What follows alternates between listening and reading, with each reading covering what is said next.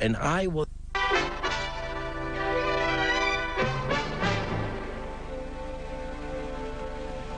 Finally tonight, a new twist on the old idea of night school. Rod Minot of KCTS Seattle reports. New Century is Washington State's only public evening high school, where classes begin at 2:30 p.m. and end at 8:40 p.m. 16-year-old Jessica Stockdale is one of 230 students who have volunteered for the night shift.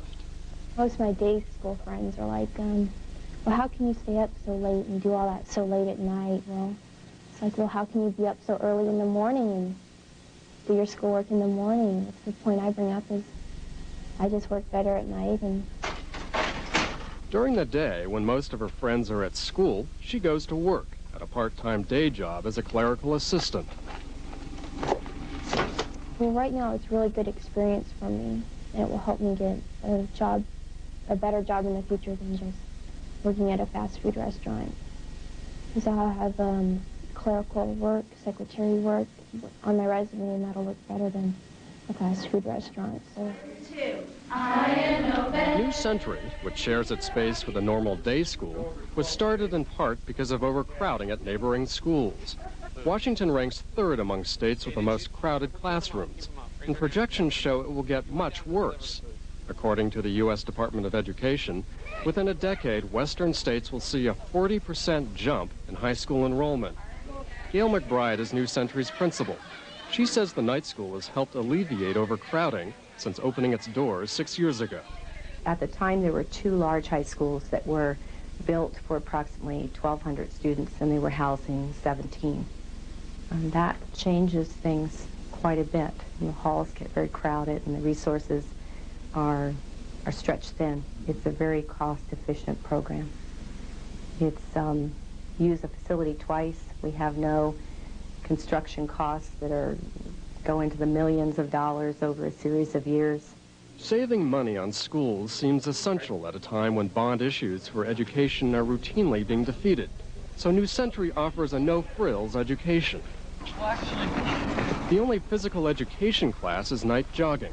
There are no sports teams and no school band. But some students seem to prefer this environment, according to Principal McBride. They want a small school environment, and they want an education. They want a good education. They want to focus on academics. Some come because it's a refuge from the pom-poms, the athletics, the social pressure that those activities put on young people. In fact, standardized test scores show night school students doing better than their daytime counterparts. New Century math and science teacher Rosalind Phillips sees night school as an essential part of the education wave of the future. I think this idea of having schools be open for longer periods of time and using facilities more wisely is one that's going to happen.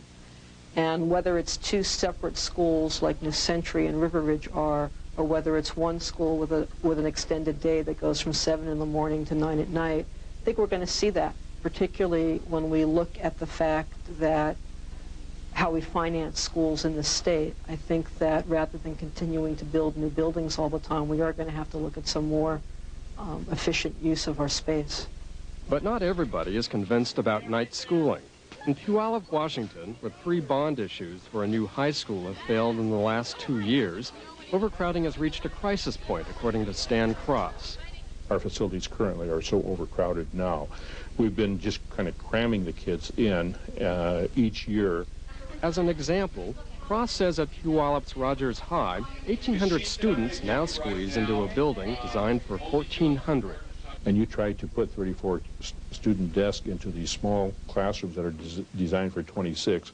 It is wall-to-wall student desk, and it's almost impossible for a teacher to get around and work one-on-one with any of the kids in their own classroom. And it gets miserable day in and day out to teach in that kind of a facility.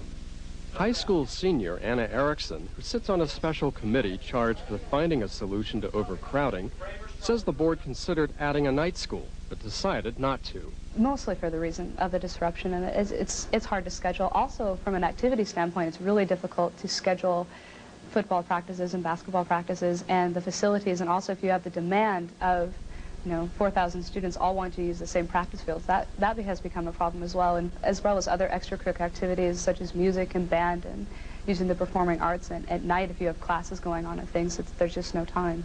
Instead, Erickson says Puyallup likely will extend the school day by adding classes earlier in the morning and later in the afternoon. Dick Williams of the University of Washington sees all these solutions as temporary and inadequate. Maybe we should be rethinking the way we fund our schools, but as long as we are doing it the way we do on the basis of property taxes and the like, we're just going to keep bumping against this. And it bothers me. I think we should be building the facilities to house our children. It's a wonderful investment. It's an important investment, and we seem to be backing away from it and trying these other systems. By 9 p.m., Jessica Stockdale, the New Century senior, heads home. But her night shift is far from over. There's still homework to be done.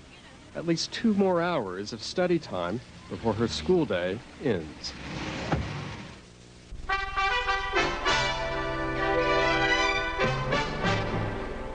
Again,